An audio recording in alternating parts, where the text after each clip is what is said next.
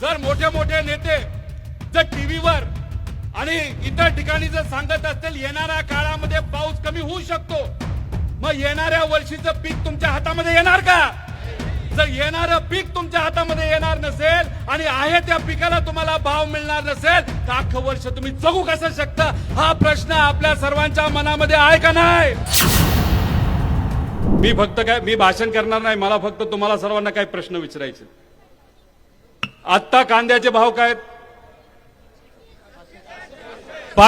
5 रुपये ते 6 रुपये किलो आहेत का नाही? हात वर करून सांगा. असेल तर हो म्हणायचा, हात वर करा. आहे का? बर, 5 ते 6 रुपये मध्ये तुम्हाला परवडतं का? आपल्याला उत्पादक खर्च किती येतो? 18 ते 20 रुपये येतो का नाही येत? त्याच्याच बरोबर गेल्या 3-4 महिन्यापूर्वी जो काही अवकाळी पाऊस आला आणि त्याच्यामध्ये गारपीट झाली, त्याच्यामध्ये आपलं नुकसान झालं का नाही झालं? जो रब्बी कांदा बरेच दिवस टिकू शकतो, पण पाऊस आल्यामुळे आणि गारपीट झाल्यामुळे आज तो टिकू शकतो का?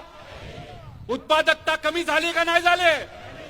मग आज जेव्हा तुम्ही व्यापाऱ्याकडे जाता, मार्केट कमिटीकडे जाता, जेव्हा 4 रुपये 5 रुपये तुमच्या हातामध्ये मिळत असतात, तेव्हा येण्या जाण्याचा तरी खर्च निघतो का?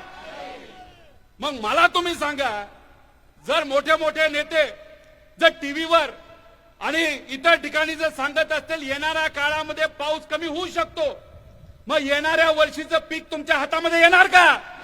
जर येणारं पीक तुमच्या हातामध्ये येणार नसेल आणि आहे त्या पिकाला तुम्हाला भाव मिळणार नसेल तर अख्खं वर्ष तुम्ही जगू कसं शकता, हा प्रश्न आपल्या सर्वांच्या मनामध्ये आहे का नाही?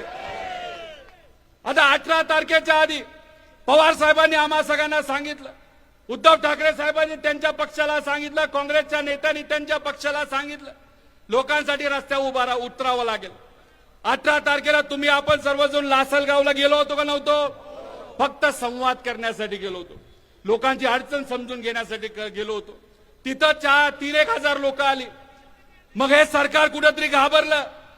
सरकार घाबरल्यानंतर कलेक्टर साहेबांनी रिपोर्ट पाठवला. तो मंत्रालयाकडनं केंद्र सरकारकडे पाठवण्यात आला. आपल्या मागण्या काय होत्या? आपल्या मागण्या होत्या, जेव्हा 2023 मध्ये इलेक्शनच्या आधी देवेंद्र फडणवीस साहेबांनी किती रुपयाचा भाव डिक्लेअर केला होता? मागच्यांना विचारतो, किती रुपये होता? 24 रुपये होता. इलेक्शनच्या आधी 24 रुपये आणि मतदान घेतल्यानंतर किती? 12.5 रुपये.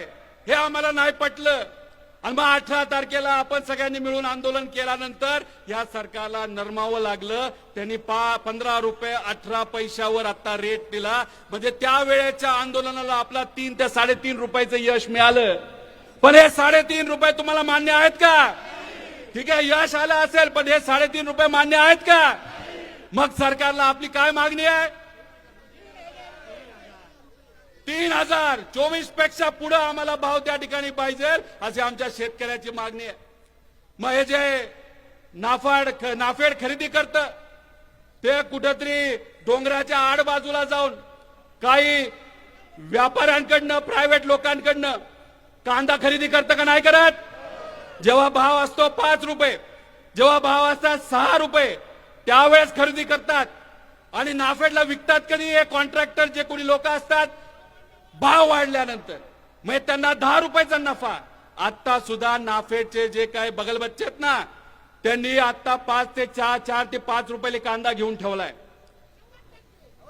आणि तो कांदा आता ते कितीला नाफेडला विकणार? 15 रुपये 80 पैशाला. पण शेतकऱ्याला त्यातून काय मिळणार का? तर आमची मागणी आहे, हे जे बगलबच्चे कोण आहेत माहितीये का? हे सत्ताधाऱ्यांचे कार्यकर्ते, त्यांना त्यांनी कॉन्ट्रॅक्ट दिलेले आहेत, त्यातून हे पोट भरतायत, घर भरतायत. पण आमच्या शेतकऱ्याचं घर भरताय का? मला उत्तर कुणीतरी दिलं पाहिजे, म्हणून हे सर्व नेते या ठिकाणी आलेले आहेत. आणि मग आमची मागणी आहे, नाफेडली काळ्या कुठेतरी आड बाजूला खरेदी करण्यापेक्षा कुठं खरेदी करायचं? मार्केट कमिटीमध्ये खरेदी केल्यानंतर काय होतं? स्पर्धा निर्माण होते आणि स्पर्धा निर्माण झाल्यामुळे आमच्या शेतकऱ्याला भाव मिळतो आणि तीच आमच्या सगळ्यांची अपेक्षा आहे. आणि नाफेड म्हणते 2 लाख टन घेणार. 2 लाख टनात काय होणार आहे का? अहो, इथंच एक दिवसाला 2 लाख टन गोळा होते. तर आमच्या सगळ्यांची मागणी 8 ते 10 लाख टन कांदा त्या ठिकाणी घेतला पाहिजे.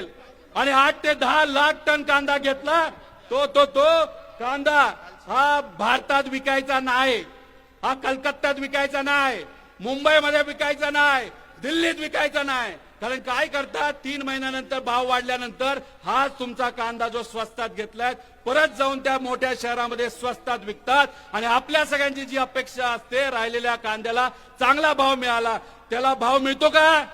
त्यामुळे हा घेतलेला कांदा कुठं विकायचा? डायरेक्ट भारताच्या बाहेर घेऊन जावा. भारताच्या बाहेर जात नसेल तर जाळून टाका, पण आमच्या शेतकऱ्याला 24 कमीत कमी रेट हा मिळालाच पाहिजे.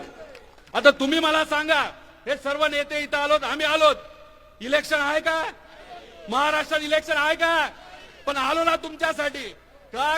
खऱ्या अर्थाने सामान्य लोकांच्या पाठीमागे भक्कमपणे उभा राहण्याची भूमिका आमच्या नेत्यांनी आम्हाला सांगितली आहे आणि त्याच दृष्टिकोनातून तुमच्यासाठी इथं आलेलो आहे.